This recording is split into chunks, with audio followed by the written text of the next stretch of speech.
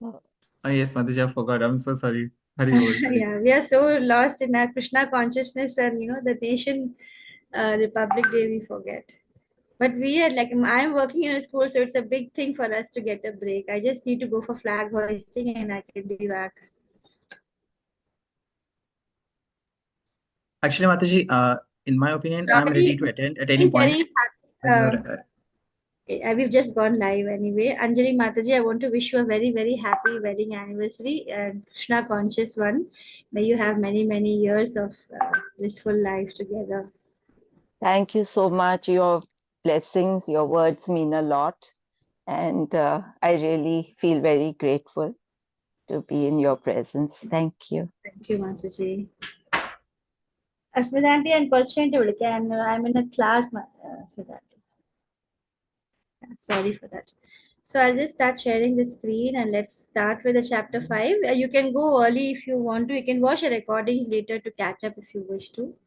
So that's perfectly fine. So we'll quickly go. I hope you can see my screen. We can see. You can see. All right. So this is Karma Yoga. Rather, Krishna, since it is Karma Sannyasa Yoga, it's action in Krishna consciousness. And it is very much like the beginning of chapter 3, where Arjuna had the doubt, and now again he has the same doubt, which is actually, does bother all of us also. I feel that it's an important question that Arjuna asks on behalf of all of that, because of all of us, because I feel that we also feel, whenever we think about Krishna consciousness or bhakti, vairagya, we immediately have the picture that okay, there's no need, we'll be in a position where we are not doing any action, we're just chanting or we are meditating, and we imagine that that is a kind of spiritual person, that's how a spiritual person would be. And Krishna clarifies that very well. Once more he will take the very beautifully, he will take us through the whole process of understanding the difference between the sannyas, maybe as in the ashram, or when you renounce actions itself, and when you renounce just the fruits of the action. So if we quickly go through the chapter, like in the first chapter, as we had seen, it's like a similar situation where we feel lost sometimes. We feel miserly weakness. We fail to realize that this human body is for a higher purpose, and then we feel like going with all the other material people around us. Most people around us, 99.99% of people around us are totally material and unaware of anything related to the purpose, which is, and they don't want to accept that there's a soul or a god, and so it's very difficult for us to survive unless we are with devotees to stay in this path. And then and what happens is that just like Arjuna, we fail for some moments to recognize that we are soul, and our relationship with God is that we are it's a servitor relationship. We have to serve Krishna, and when we do that, that's the dharma of our soul, and so our soul is actually in bliss, and it is waiting for us to realize that the soul is waiting for the realization and for us to turn towards Krishna, so that even in this birth, right now in this very body, we can experience bliss, and we are no longer affected by the different ups and downs and the things happening all around us, because we will be fully Krishna conscious. Every action will be dedicated to Krishna, and we will have purity in our actions and thoughts. So that was how the first chapter began, with the confusion, and how Krishna gives the guidance about all that. In second chapter, we saw the preliminary knowledge of the soul, and how it is different from the body and its entanglement with the body, and we also came to know how to get out of it. So in the second chapter itself, Krishna kinds of gives away everything that we really need to know. He tells us about buddhi yoga, and in the third chapter, it talks about mainly about a person who is situated in knowledge. He does not need to do any actions. So third chapter just does talk about karma and akarma and vikarma. It talks about how when a person is really realized, there's no need for any actions. And in the chapter 4, all the different kind of sacrifices we had done in detail. It's a very beautiful set of sacrifices which are described, which any work which is done for Krishna, it culminates in knowledge. And Krishna therefore somehow confuses Arjuna one more time in chapter 5, and he says that by simultaneously stressing upon both work in devotion and then inaction in knowledge, according to Arjuna, cessation of all kinds of work is like, stopping all sense activities requires one to stop all kinds of work. So that is the impression that Arjuna got. He felt that, how can I control all my senses and everything, be in perfect control and be a Sthita Prajna without stopping all these different material activities. So to Arjuna at this point, as we can see, work is renunciation. And it appears to be incompatible. How can work and renunciation come together? So he appears not to have understood, actually for our benefit, of course, he's a highly elevated bhakt, but for our benefit, he has, kind of trying to clarify that akarma or not working is actually doing work which is non-reactive. So the basic idea is that you're working, you're doing everything just like the material people around you who are doing it in totally material consciousness, body consciousness, running for different kinds of results and trying to get pleasure with these, temporary material pleasures by satisfying the kith and kin, and then they're, totally into that material kind of consciousness. So although we also, those who are in consciousness, hopefully we are coming close to that Krishna consciousness. We are doing every work, but then when we do it in total Krishna consciousness, then that work becomes non-reactive. That is what Krishna meant. He meant that that kind of action which you do in total Krishna consciousness becomes inaction. It's like inaction. It's like there is no reaction to that action. There's no more pious positive results as well as negative results, because now you have just um, done a karma where there is no more material results. So you are on your path to go back to Godhead, go back to Krishna. So let me just move on to the first slide. So that's what chapter 5 begins with. The question. This class is based on the teachings of His Divine Grace A.C. Bhakti Vedanta Swami Prabhupada and his disciple. I want to pay my obeisances to him, to Srila Prabhupada, his disciple Jayapataka Maharaj, and temple president, His Grace Nam Nishtha Prabhu.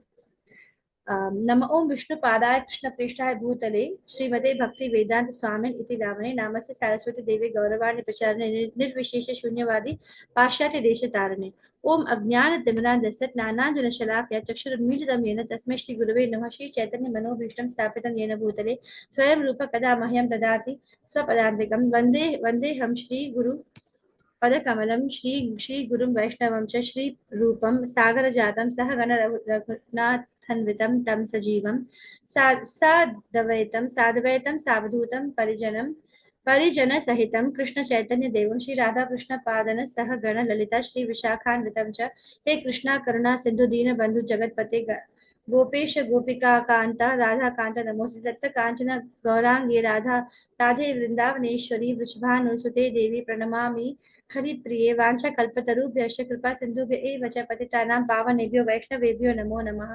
जय श्री कृष्ण चैतन्य प्रभु नित्यानंद श्री अद्वैत गदाधर श्रीवासादि गौर भक्तवृंद। हरे कृष्णा कृष्ण कृष्ण हरे हरे, हरे Ram Ram Ram Hare Hare. All right, so chapter 4 was Evam Parampara Praptam. So we looked at how Krishna speaks about how he gave the Gita so many years ago. Unless we accept Krishna as transcendental, we will not be able to believe these verses, 4.1. And then in section 2, we see Ye Yatha Mam Prapadyante, which means that as we approach Krishna, that is how Krishna will give us, will benefit us. And Krishna as a goal is the ultimate goal of all parts, and he is also the creator of Varnashrama. Then in section 3 we looked at Karma Yoga, and in section 4 we looked at the different kinds of sacrifices, and then we summarized transcendental knowledge. Now in chapter 5 we are going to be doing these particular sections. It begins with 5.1 to 5.6. We will look at how Krishna will declare that Nishkam Karma Yoga is easier than renouncing work. Doing your work and dedicating the results, Krishna will clearly declare that it is actually the easier path. So, it depends upon some people. They want to choose a more difficult path. They want to go by the longer path of all the different further, many more kinds of yogas you need to go through, like the Sankhya Yoga, Ashtanga Yoga, and all those steps. Some people would like to take that, but that takes a lot of time, and but that's also leading to the same result. So Krishna clearly declares that they are both actually having the same result. And in section 2, Krishna will talk about how to perform Nishkam. So he will tell us exactly how to do it, and then he will explain the platform in just 4 verses. He will explain what is the basic platform of knowledge. It's about knowing the 3 doers. It's about knowing that we are actually not the doer. Everything is done by the material modes. Everything that happens around us is simply performed by the material modes. We are just basically sitting, and the soul that is we, the Jivatma, is basically not involved in all these things. It is the all the material, it's just desiring. Krishna will fulfill our desire, because he gives us the limited liberty. Because if we think that everything happens only because of Krishna and we have no liberty at all, then there is no point of us existing as a living entity. So he gives us we are living entities, we are separate parts and parcels, individuals we are, and he gives us a liberty which makes us the individual that we are. And everything that happens to us is only because of our own, the modes which we have fed in the previous either in this birth or the previous births, our own karma and our own action. And Krishna is actually totally what do you say, he's not involved in all that. He gives us a complete that part of it. Whatever we have to bear, the work that we do, the consequences, everything he leaves to us. So he will sanction our desires based on our by the pious activities that we have accrued. Based on whether we are eligible for it, he will sanction whatever desires that we have. And it is implemented by whatever once he sanctions, then the thing is the desire is put into action by the modes of nature. So it's not us anywhere. It's just we have limited choice, and our only job is that we make the right choices. And we keep making the wrong choices because we still have lusty desires, and so we have so many births. And bahunam janmanam ante, we come to this position of understanding our real constitutional position of being a very, very tiny part and parcel of the Lord with equal in quality. And we understand the duality in the way of looking at it, as we are equal and same in quality as Lord himself, and we are part and parcel of him, but we are very, very minuscule. Krishna is like Prabhu, he is like Vibhu, and we are like Anu. So Krishna is like everything. He is the person who is cognizant of everything and everyone around us, and we are cognizant of only our bodies, and it's a very, very tiny, minuscule part of the whole, very, very tiny part. So we understand that we are servitor, and when we understand our dharma, we get true joy. And then therefore in the next section 4, we will be seeing how when we focus on the supreme personality of Godhead and the super soul within our hearts, when you're able to focus on that, Krishna will tell us how, then we will be liberated. And then Krishna, as an introduction to the Ashtanga Yoga chapter next, he will also give in the last few verses a brief, 2 verses about Ashtanga Yoga. And then in the 5.29, there is this chapter has 29 verses. He will talk about the peace formula, the how you can be peaceful. And that shloka is very beautiful. Bhuktaram Yajnatapasa. That's a very beautiful verse, which everyone I feel must learn. Ravi Prabhu has already kept, put the attendance in the chat. I request you all to please mark your attendance for your level 2 class today. So Nishkama Karma Yoga is easier than renouncing work. So what's happening in this first verse is that Arjuna is again asking this similar question which he asked in chapter 3. He's asking whether renouncing work is superior, or whether working with detachment, or whether one should work with detachment, that is not having any attachment to the results, is superior. And Krishna is going to reply that both are equal, in the sense that both are means to the same goal. They both lead to the same ultimate goal. And then he emphasizes, after he says that both are absolutely equal, and person who is in true knowledge will not say that, oh, if you're doing a lot of philosophical speculation and trying to study the material things around you and trying to find out what is the super soul behind the whole thing, what is the eternal truth, that is not leading to the same path as bhakti, or somebody may think that bhakti is the only good thing, is the only right way. Krishna will clearly say that, it's actually both lead to the same goal. So kind of you can say there is not much difference between them. In fact, Krishna, we actually are advised to do both. We should not be only be in emotion of bhakti. We should also have the ability to philosophically understand why we need to have Krishna consciousness.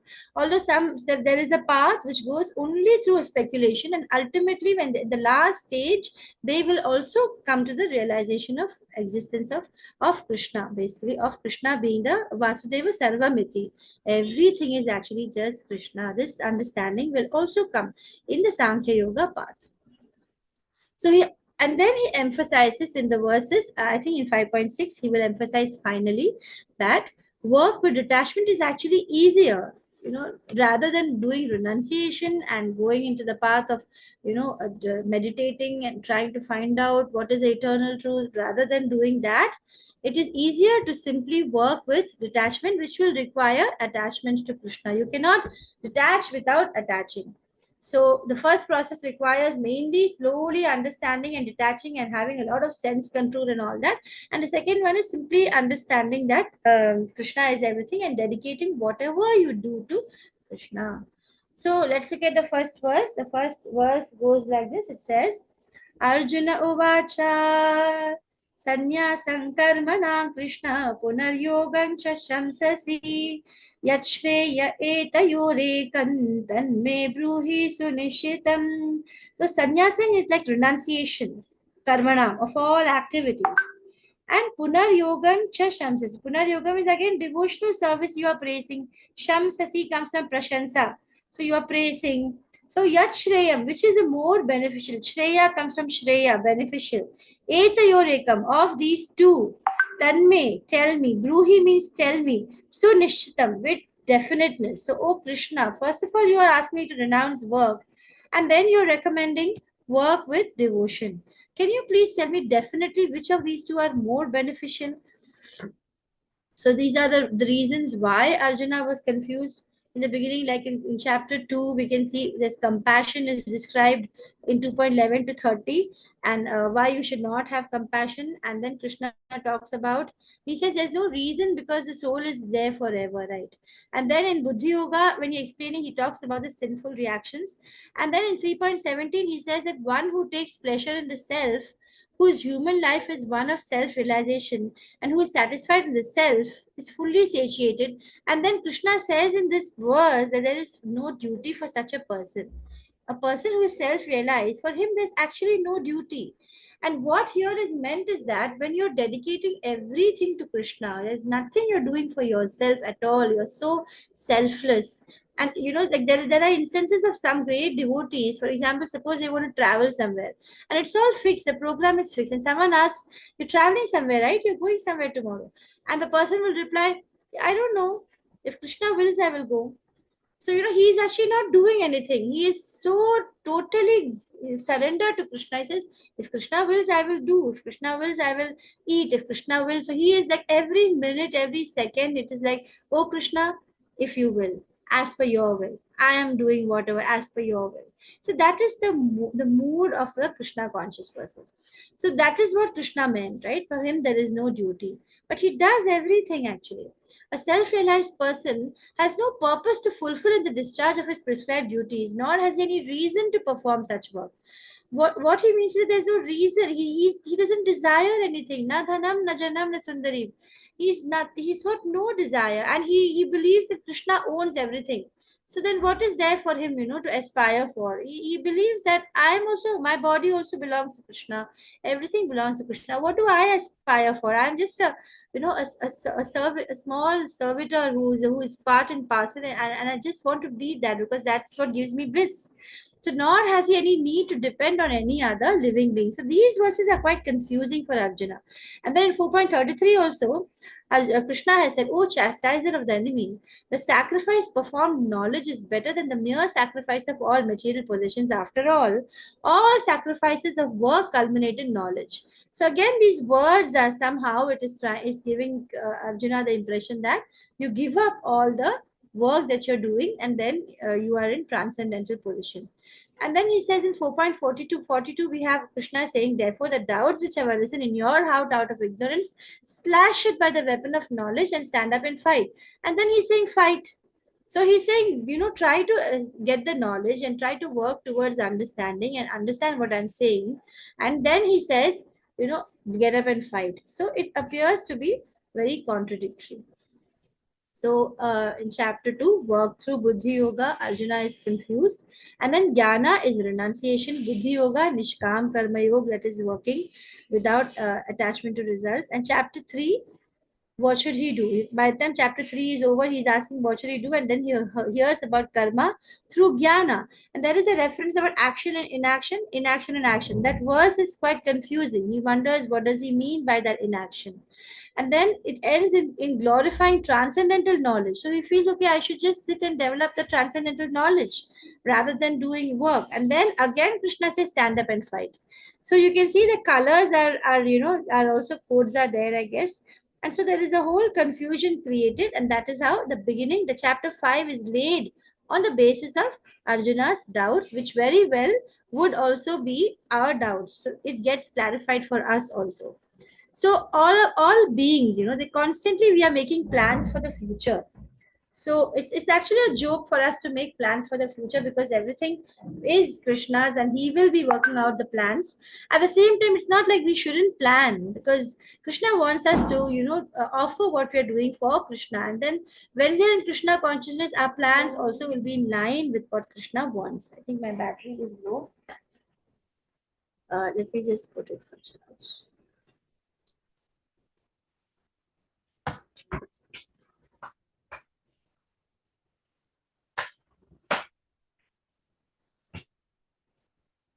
Our thoughts are manifested in actions. Repeated actions form habits. Habits make up our character. Character determines our destiny. I think we've all seen this even in school. We have understood the importance of our thoughts. And how to take steps in the right direction is what is described in this chapter. There are steps which lead to further entanglement in the worldly complexities, and there are steps which lead to a life of liberation, freedom. Both these kind of parts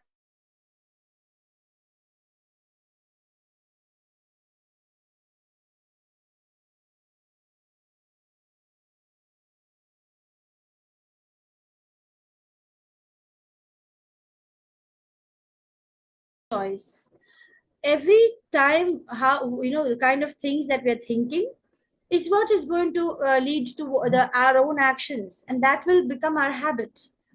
And so what we are experiencing right now, we are calling it destiny, is not destiny written by God. It is destiny written by us.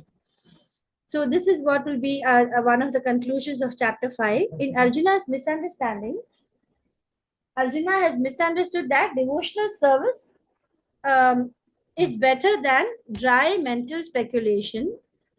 And the second chapter, we have knowledge of the soul described by Krishna, and prescribed duties explained, entanglement of soul due to fruitive activities is explained, and then the process of disentanglement by devotional service. In the third chapter, there's no duty for a person in knowledge. In the fourth chapter, all kinds of sacrificial work culminates in knowledge. And the last verse, get up and fight. So this is just a revision of why he is confused, just for a clarification. It's Krishna's plan. Arjuna is actually, he's a elevated devotee. Like I said, it's Krishna's plan to keep him confused.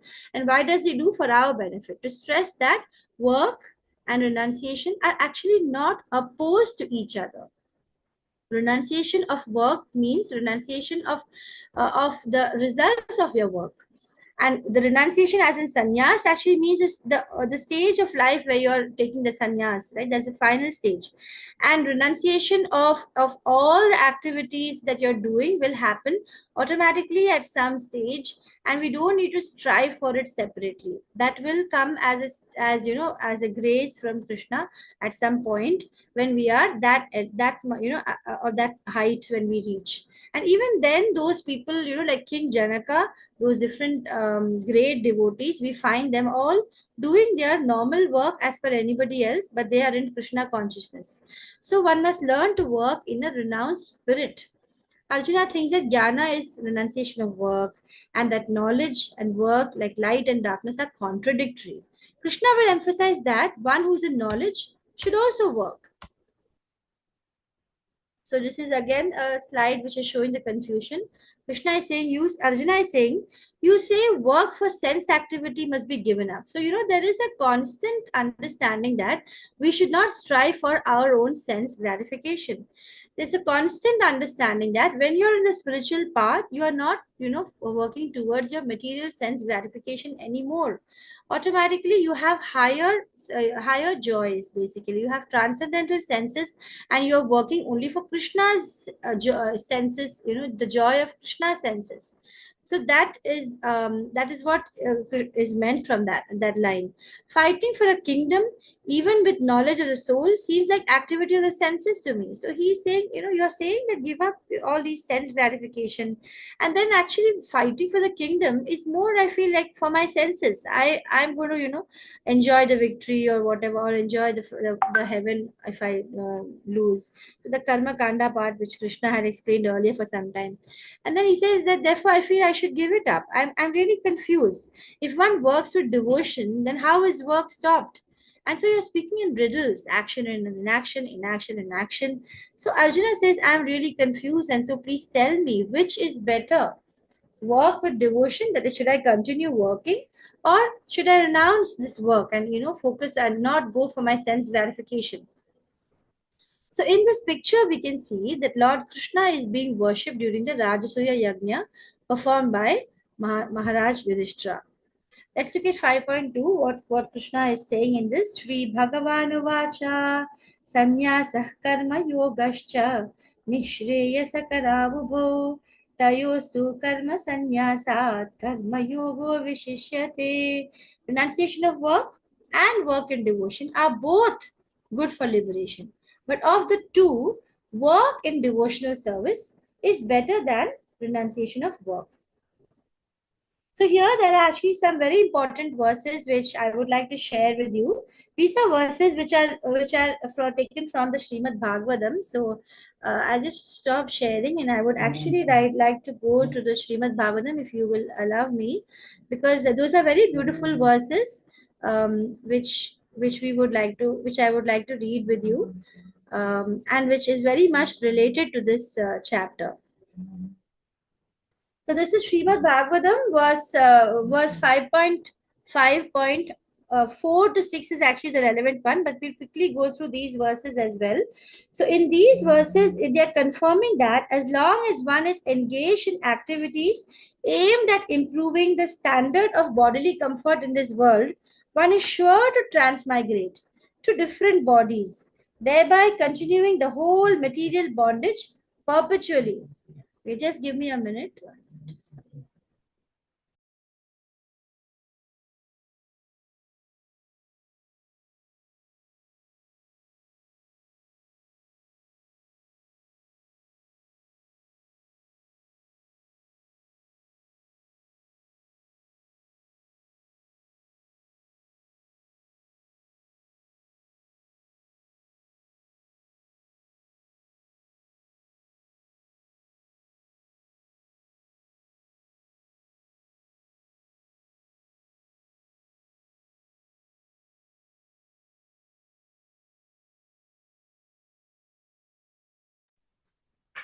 Okay, so sorry about the time. So 5.5.1 in Srimad Bhagavatam, it says, King Rishabhadeva is telling his sons actually in these verses, my dear boys, of all the living entities, those who have accepted material bodies in this world, one who has been awarded this material form should not work hard day and night simply for sense gratification, which is available even for dogs and hogs that eat stool. One should engage in penance. and austerity to attain the divine position of devotional service. By such activity, one's heart is purified. Are you able to see the screen of Srimad Bhagavatam? Hare Krishna. Yes, We can Mataji. see, Yes. Mataji. We can Yes, see. okay. So, King Rishabhadeva is saying that one should engage in penance and austerity in this human body, not like dogs and hogs, simply, working for sense gratification. Our aim should be to attain the divine position of devotional service. By such activity, that is devotional service, one's heart is purified. And one attains this position, he attains eternal blissful life, which is transcendental to material happiness and which continues forever. When you get time, do go to this one, this chapters, and you can read the purport in detail. And then Rishabhadev is continuing to say in this verse that one can attain the path of liberation from material bondage only by rendering service to highly advanced spiritual personalities. These personalities are of two types, which even Srila Prabhupada gives in this Bhagavad Gita, this chapter also. He explains that those who are spiritual personalities, they are of two types. They can be either impersonalists or they can be devotees. So whether one wants to merge into the Lord's existence or wants to associate with personality of Godhead Krishna as a person, one should render service to the Mahatmas. In both parts, you need to have the association of Mahatmas or those who are realized souls. For those who are not interested in such activities, who associate with people who are fond of women and sex, the path to hell is wide open. So if you're not going to associate with the Mahatmas or you're not interested in devotional activities, instead you want to associate with the different material people around you, then you will automatically have a fall from your spiritual path. The Mahatmas are equipoised. They do not see any difference between one living entity and another. They are very peaceful. They'll be fully engaged in devotional service. This is how you can recognize a Mahatma. They'll be devoid of anger. They will be working for the benefit of everyone.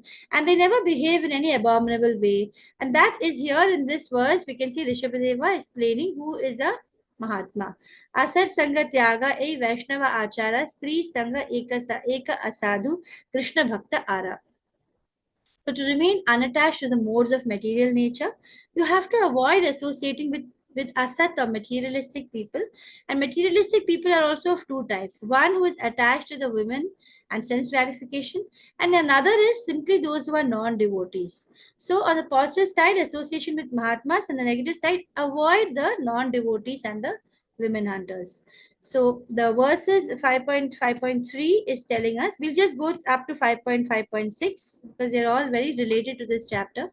Those who are interested in reviving Krishna consciousness and increasing their love of Godhead do not like to do anything that is not related to Krishna. They are not interested in mingling with people who are busy maintaining their bodies, eating, sleeping, mating, defending. They are not attached to their homes, although they may be householders, nor are they attached to their wives, children, friends, or wealth. At the same time, now this at the same time is really important, they are not indifferent to the execution of their duties. So such people are interested in collecting only enough money to keep their body and soul together. So whereas material people are always like, I want more, I want more, I want more, they're greedy for more. And the spiritualists who are in Krishna consciousness, they'll be like, enough, I don't want more, I don't want more, I'm happy with what I have. I know I'm having what I deserve. So their attitude is totally different. I would actually like to also sing some of these verses. Very beautiful and learnable ones they are. So from 5.4 to 5.6 is what is quoted here for this, because it is very related to this. It confirms that as long as you're engaged in activities which are material, you will be you will have to take births again and again. So let's look at 5.5.4. It says, नूनं प्रमत्तः कुरुते विकर्म यदिन्द्रिय प्रीतय आप्नोति न साधु मन्ये यत आत्मनो यम् असन्नपि क्लेशद आसदेहः. So it says that when a person considers sense gratification the aim of life, he certainly becomes mad after materialistic living and he engages in all kinds of sinful activity.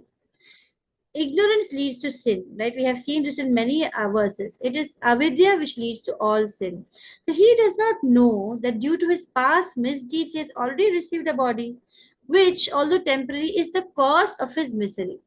Although the living entity should not have taken on a material body, but he has been awarded the material body for sense gratification, actually. Therefore, I think it is not befitting an intelligent man to involve himself again in the activities. When you have realized and you got this knowledge, then it's not befitting that you still continue with activities of sense gratification, by which you will be simply perpetually getting more and more material bodies, one after another. And then we have this verse 5.5.5, which says, Parabhavasta vadabodha jato yavanna jigyasata atma tattvam yavat kriyasthavadidam manovai karmatmakam yena sharira bandhaha. So it says that as long as one does not inquire about the spiritual values of life, one is defeated and subjected to miseries arising from ignorance. Be it sinful or pious, karma has its resultant actions. If a person is engaged in any kind of karma, his mind is called a karmatmaka. So here we are learning a new term from the verse 5.5.5, which means absorbed in fruitive material activities. As you can see, karmatmaka. So, if a person is engaged in any kind of karma, his mind is karmatmaka. Why? Because it is colored with fruitive activity. As long as the mind is impure, whenever you're doing any activity which is after a fruit, then it is impure, then the consciousness is unclear. And as long as one is absorbed in fruitive activity, he will definitely have to take up another material body and continue going through all these pains, all these, janma, mrityu, jara, vyadhi, all that. This is the last verse which is connected here with what we are doing. We will also look at Phalgu Vairagya and Yukta Vairagya, which will come here. Evam manah karma vasham prayungte avidyayatma avidyayatmanyupadhiyamani pritirnayavan mayi vasudeve namuchyate deha yogena tavat. So it means that when the living entity is covered by the mode of ignorance, he does not understand the individual living being and the supreme living being. His mind is subjugated by fruitive activity. Therefore, until one has love for Lord Vasudeva, who is none other than myself, Krishna is saying, he is certainly not delivered from having to accept a material body again and again. So he will not be delivered unless he will understand, he will get the love for Krishna. When the mind is polluted by, let's look at this purport also, it's very short. When the mind is polluted by fruitive activity, the living entity wants to be elevated from one material position to another. Now I have this, I would like to have a car, I would like to have a house, I would like to have a wife or a husband. So you keep wanting something or the other, you want to improve your material position. And generally everyone is involved. You work day and night, you're going for work, it's all to improve your economic condition. Even when one understands the Vedic rituals, he becomes interested in promotion to heavenly planets, not knowing that one's real interest, really your soul, you're not this body, you are not, you don't belong to the material world. Actually, you're a spirit soul and you need to go home back to Godhead. By acting on the platform of fruitive activity, however, what happens is you have to wander throughout the universe in different species and forms. I love the verse which is going to come now from Chaitanya, by Chaitanya Mahaprabhu. Unless a person comes in contact with a devotee, a guru, he cannot understand. He does not become attached. Unless he comes in contact with the guru, he does not become attached to the service of Lord Vasudeva. So actually people, they don't understand significance of the guru, because only the guru will teach you the significance of being attached to Krishna. Knowledge of Vasudeva requires many birds to understand. As confirmed in Bhagavad Gita 7.19, Vasudeva Sarvamiti Sa Mahatma Sudurlabha. Durlabha means difficult to find. It's very difficult to find a Mahatma who will understand that Vasudeva Sarvamiti. Everything is Krishna. After struggling for existence for so many births, you will take shelter at the lotus feet of Vasudeva, Krishna. And when this happens, you become wise and surrender to him. And that is only way we can underline only, to stop the repetition of birth and death. And this is confirmed in Chaitanya Charitamrita. We have when Chaitanya Mahaprabhu is instructing Srila Rupa Goswami at the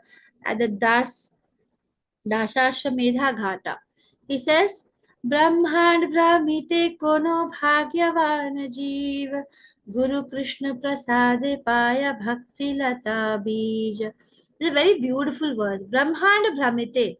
In this universe, going round and round and round, this whole material universe, kono bhagyavan jeev. Among all these people who are going around, there are some very lucky, lucky living entities, Guru Krishna Prasade Pai, who get this great blessing to understand this knowledge through the benevolence of the Guru and Krishna Prasade Pai, Bhakti Lata Bija. You are getting the seed of bhakti, and then you have to water it with chanting, and then your little creeper will grow up and up and to go up across the material world till it reaches the feet of Lord Krishna. So the living entity wanders throughout different planets, different forms and bodies. But if by chance he comes in contact with a bona fide spiritual master, by the grace of spiritual master, he receives Lord Krishna's shelter and his devotional life begins. So I hope going through these verses were useful, because these are very beautiful verses of Srimad Bhagavatam. It's always nice to look at Srimad Bhagavatam verses. So coming back to our slides. Sorry, we weren't here, right? 1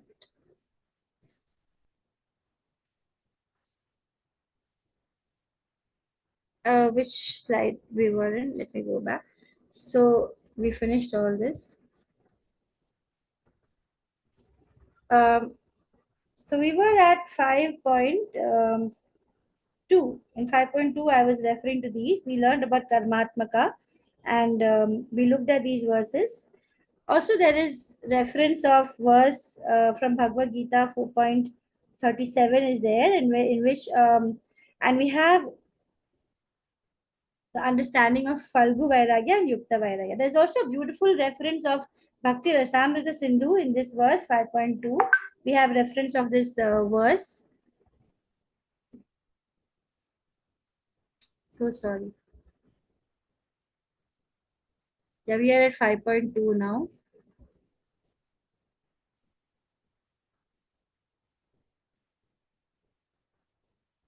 Okay, 5.2. So we have a reference of this verse from the Bhakti Rasamrita Sindhu 1.2.258, which says, Prapanchikataya buddhya harisambandhi vastunaha mumukshubhihi parityago vairagyam phalgu kathyate. So here the phalgu vairagya is described. Everything in this material world is a manifestation of Krishna's energy. So we need to actually engage everything in Krishna's service. But what happens is, a person who is very eager for liberation, what he does is sometimes he will give up even the things in this world, thinking that it's material. And therefore Krishna is saying that such kind of a renunciation is actually Phalgu, or it is Phalgu means it is incomplete, artificial. It's artificial renunciation. So 3.3 has said that we are looking at basically comparing the renunciation by Mayavadi sannyasis, and we're looking at the devotion done by people who are Vaishnavas. That is what we are trying to understand now. For some time, we'll be looking at that. So we have seen in 3.3 earlier that a person who is a Mayavadi sannyasi, he will need prior purification by prescribed duties.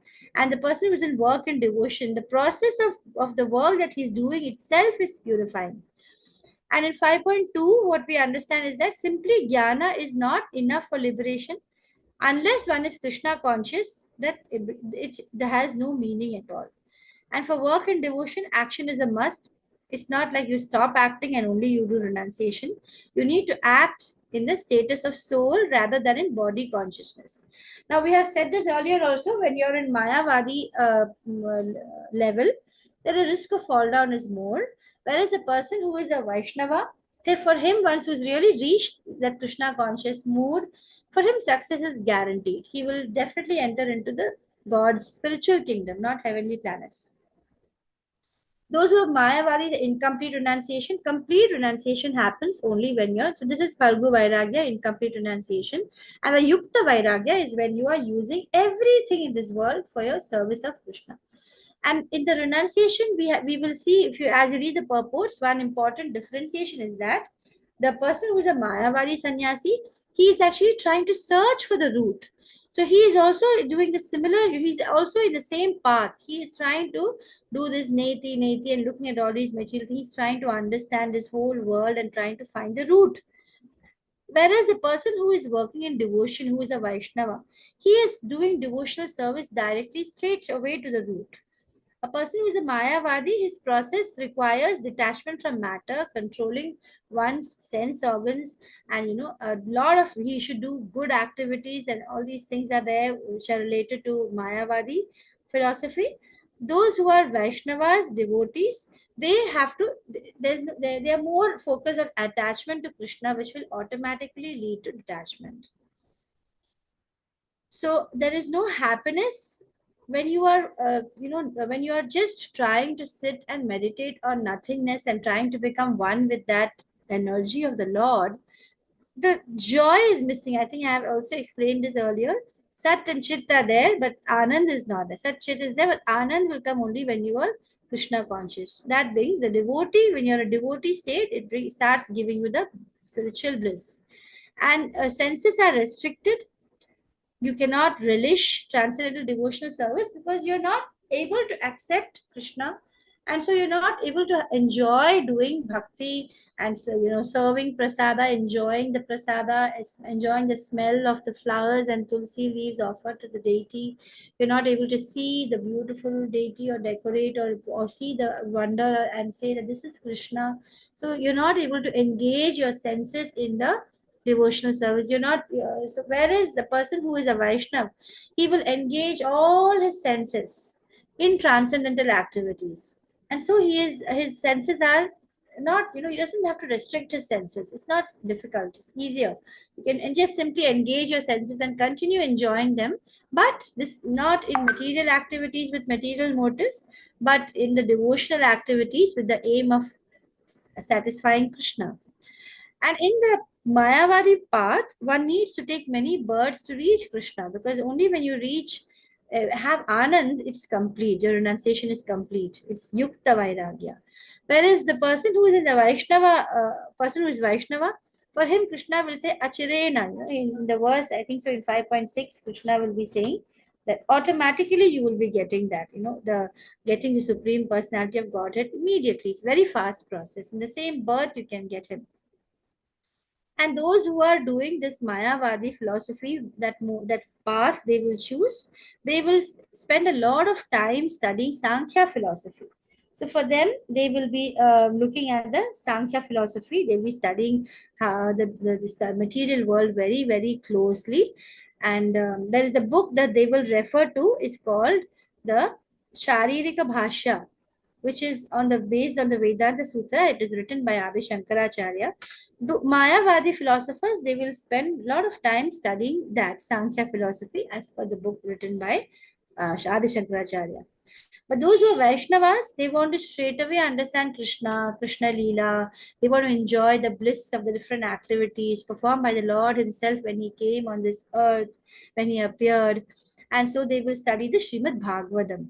And the Srimad Bhagavatam already has, as part of it, a commentary on the Vedanta Sutra. So they are not just blindly doing bhakti, but they also come to know the philosophy behind the bhakti. So they, because it has a lot of commentary on Vedanta Sutra also, the Bhagavatam contains. And and then the other point for the Mayavadis is that in 5.6 we also are told that Mayavadi may fall to philanthropic and altruistic activities. Ultimately, they start feeling that when you do good things, you do things for other people. They feel that that level is like that's where is the final level.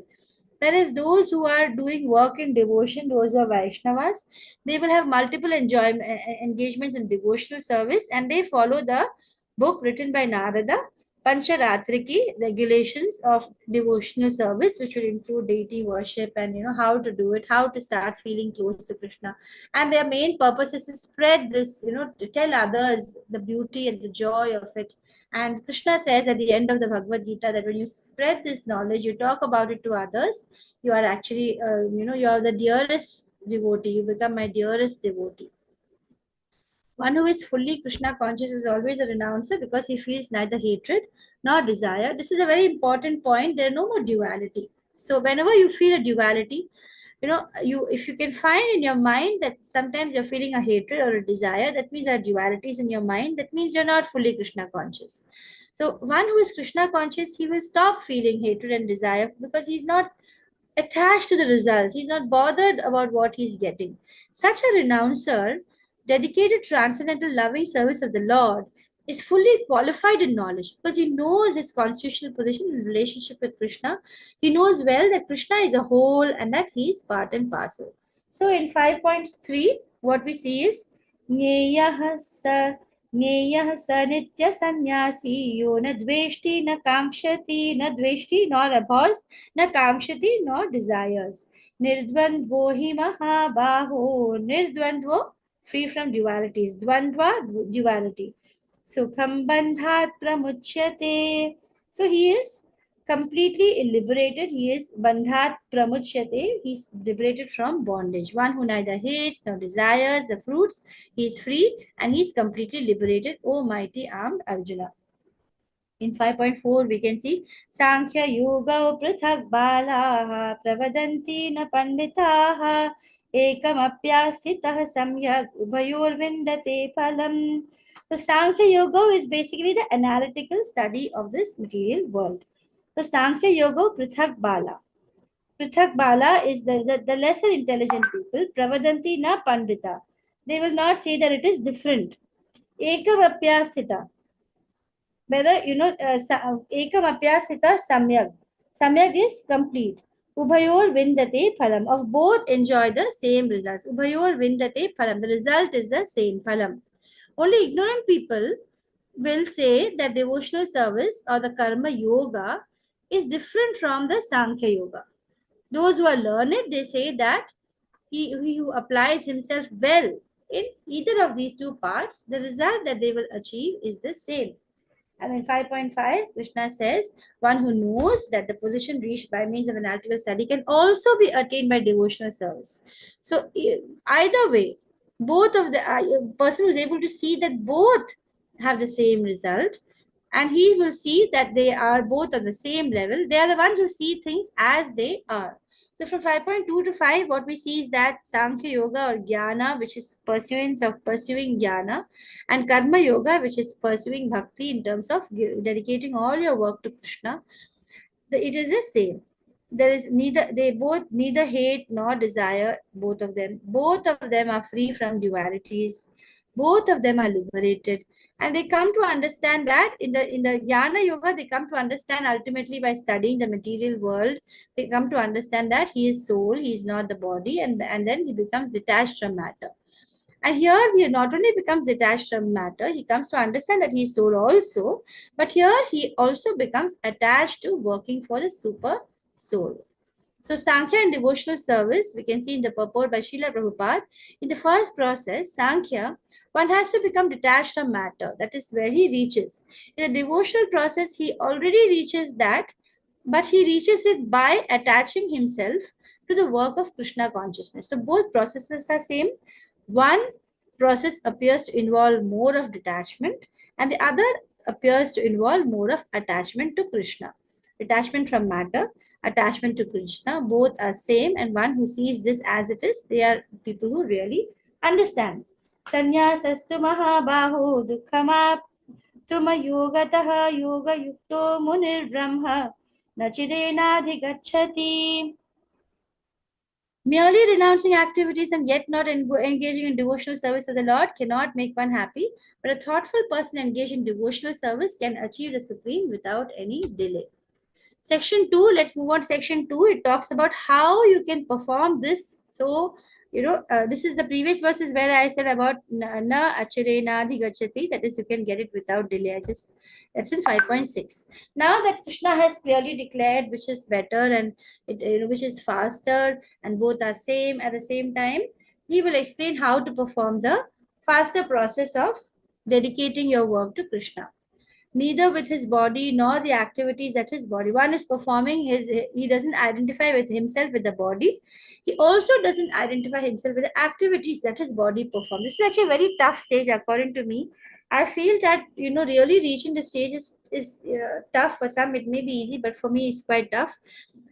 Thinking that all the activity that the body is performing is entirely performed by the modes is a very high state to reach, I feel. You have to reach a state where you understand that the work that you're performing is not with this body, nor activities are done with this body, and you're entirely in Krishna consciousness. So I think studying this 5.7 to 12 will help us reach there. Working with detachment is what is performance of Nishkam Karma Yoga. So one who performs Nishkam Karma Yoga, he identifies neither with his body nor activities. His detached actions. His actions are detached. He is freed from the reaction of his activities. He is in doing a karma. Perfect knowledge is, I am not the material body. I am the soul, part and parcel of the Lord. I want to render service. I will work with a detached spirit. This is what Nishkama Karma Yoga needs you to do. Who are you? I am the servant of God, without feeling any misery that, oh, I'm a servant. Because, anyway, you're a servant. If you're not a servant of God, you are a servant of Maya, or you're a servant of the different material things around you. If you love your pet, then you're a servant of your pet. You're taking care of him. You're doing things for him, and you're doing. You need to feed him. You need to run and take him to do his stuff outside. You need to do so much of work for him. You're serving him. So anyway, you're serving someone or the other in this material world, or you're simply serving Maya. Now, if you're in the Krishna consciousness, you're actually serving God. So you have to be, then that is your real position. So who are you? I'm the servant of God. What work do you do? I do the work allotted to me by God. How do you do? With sincerity, dedication, to the best of my ability. What do you do with the results? I don't have any claim over it. I just hand it over to Krishna. I'm not bothered whether it is good karma or whether I'm getting something desirable or undesirable. Requesting everybody to fill the attendance from the meeting chat. We'll just wind up with this last few verses. Krishna consciousness and bodily consciousness in 5.12, we can see that steadily devoted soul will offer his results as per 5.12, and others are greedy, like I said earlier. And because of that, it's basically the results in entanglement. One who works in devotion, who is pure soul, controls his mind and senses. Very dear. This is a very nice verse. I like it a lot. It says that if you are working in devotion, you will be dear to everyone. Everyone will be dear to you. Why is that so? It's because you have learned the secret of watering the roots. When you are watering the roots, then the leaves and everything gets nourished. So when you are serving Krishna, actually you will find this change in your life, that everybody will have a liking for you, because when you're serving Krishna, you're seeing Krishna in everybody, and then you serve everybody. You're like a servant to everybody, and then they can see, people can feel that you are always ready to serve selflessly, and then you are liked by everyone. You become dear to everyone. Though always working, such a man is never entangled. So he is never entangled. A person in the divine, from 5.8 and 9, we come to know that a person in divine consciousness, although he's engaged in seeing, hearing, touching, smelling, eating, moving, sleeping, breathing, always knows within himself that he's not doing anything at all. So this is like I said, very tough thing to do. You actually realize that the soul is just not doing anything. Because while you're speaking, evacuating, receiving, opening or closing your eyes, you know that the material senses are engaged with the objects, and that everything is being done by the material modes, and everything is done by the sanction of the Lord. You become totally aloof. You're able to have true detachment. So one who performs his duty without attachment, surrendering the results to Krishna, is unaffected by sinful reaction. So that is what is inaction. Doing your duty without attachment is inaction, because now there is no more reaction. Just like a lotus feet, which is untouched by water. So you can see Padma Patram. Padma Patram means, Padma means lotus, Patram means leaf. Padma Patram Ivambhasa. Iva like, Ambhasa water. So, Lipyate na, no bondage. Sapapena, there is no sin associated with that. Brahmanyadhaya karmani. Sangam tyakva karotiya. So, person who is Brahmani means Krishna conscious. Somebody who is Krishna conscious. And he is doing his work, without any attachment. Sangam tyakva karoti yaha. He is doing it in that manner. He is doing it like a lotus leaf. He is not at all attached.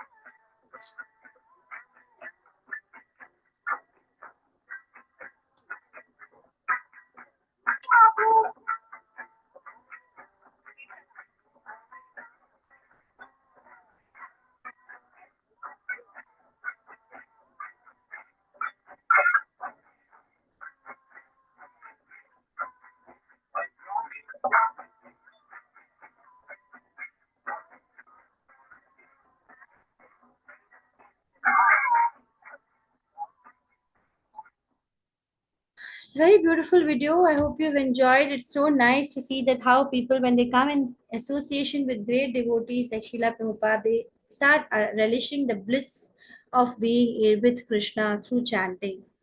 So the yogis who abandon, I'll just finish with 5.12 and the next sections we'll do next week.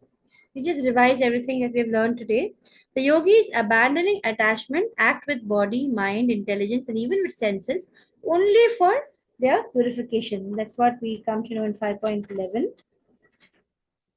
And 5.12 says, Yukta karma phalam tyaktva shantim apnoti naishtikim. Ayukta kama karena phale shakto nibadhyate. So it means that the steadily devoted soul, yukta, means all the time in Krishna consciousness, all the time merged with thinking about Krishna. A steadily devoted soul. He attains unadulterated peace. So you can see Shanti Mapnoti Naishtikim. He is like always in peace. Why is he like that? Because he's offering the result of his activities. He's not at all affected by the result. Whereas a person who is not like that, ayukta, means a person who is not Krishna conscious, kama karena, he is running after greed.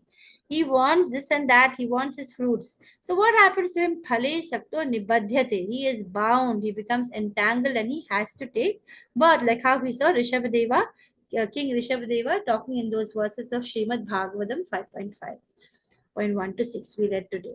Nriga's fall down also, I think we have all seen this in level 1 classes also, how Nriga, he's actually working, he's doing a lot of generous activities, but he's actually doing it, he's for the sake of the pious results. And then how there are two Brahmanas fighting and he has to become a lizard in his next birth because of a curse, and how Krishna comes and saves him. So King Nriga was fond of performing fruitive activities, and the one mistake he did is he dissatisfied two Brahmanas, and inquiring sinful result, he got a sinful result and he had to become a lizard for a very long time. He was delivered by Krishna, who is all benevolent and kind, and then he confesses the futility of fruitive activities, and devotional service is the only auspicious activity for the soul. So this section 3 we will do from next class. It's already 8.5. Actually, I'm missing my Bhakti Shastri class as well.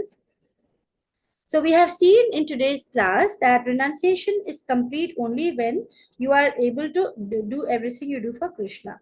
It's like knowing that nothing belongs to me. For example, if you stand in front of the State Bank of India and say that, okay, State Bank of India, I renounce, then it doesn't make any sense. You don't need to renounce. It doesn't belong to you in the first place. So a person who is in the knowledge that nothing really belongs to him, his renunciation is complete.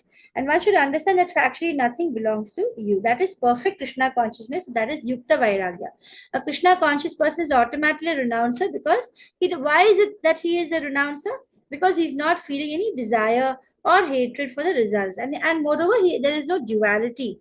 That's another important point here. So concept of oneness with Krishna is basically not correct, because knowledge that one is actually one in quality. You are one, but you're one in quality and you're different in quantity. It's not that, when you start getting your liberation, you become one with Lord and then you become exactly what Lord is. No, that's a misconception. You need to understand that you are the tiny part and parcel and you're going to be like that, and your duty is to understand your position in comparison with Krishna, and also understand that you're equal in quality. So, and then we have looked at the analogy of okay, we looked at the comparison between Sankhya Yoga and devotional service in great detail today. And we saw that in Sankhya, the conclusion is that the living entity is not part and parcel, and they do understand that they are detached from matter. Ultimately, they do understand that they are actually detached from matter. The devotee also knows that, but he understands that he's attached to Krishna. And then, therefore, we looked at how there are two classes of sannyasis, the Mayavadi sannyasis, the Vaishnava sannyasis. And the Vaishnavas study the Bhagavad, the Vaishnavas study the Bhagavatam, which is also having commentaries from Vedanta Sutras, and we looked at how the Mayavadis study the Vedanta Sutra. Vaishnavas are engaged in their devotional service based on the Pancharatriki system by Narada. And Vaishnavas are in Krishna conscious platform, whereas Mayavadis also come to Krishna conscious platform, but after many births of speculation. So these are the things we have looked over here. We also looked at the beautiful song Brahma Bhuta. We also looked at the beautiful verse Brahmananda Brahmite Kono Bhagyavana Jiva. So we'll continue from here tomorrow. I think tomorrow we will not take the class because of the Republic Day holiday. Is that okay? Shall we continue next Thursday then? Okay, Mataji. Is it okay, Prabhuji? Yeah. Okay, Mataji. Because some of us may be having the holiday at workplace and so maybe having some plans. Okay, so Hare Krishna, would anybody like to share something today? Next Thursday. All right, Vinita. Attendance, I think there are quizzes also, Prabhu. You can do the quizzes, and a few classes which you miss is fine. You can just catch up on the YouTube, or you can just go through it, the lessons. Okay, Vancha Kalpataru Vyasya Kripa Sindhu Evacha Namo Namaha. Hare Krishna. Thank you everyone for the association. Hare Krishna, Mataji. Thank you. Hare Krishna, Mataji. Hare Krishna, Mataji. Happy Hare anniversary. Krishna, Your Mataji. voice is very beautiful and I love to hear you. What? Pardon me, Mataji. So I was saying that you have a very beautiful voice, and when you sing the shlokas, it's really beautiful. Thank you so You much, Mataji. Thank touches the heart. Yeah. you. So you do it beautifully. Thank you, Mataji. Thank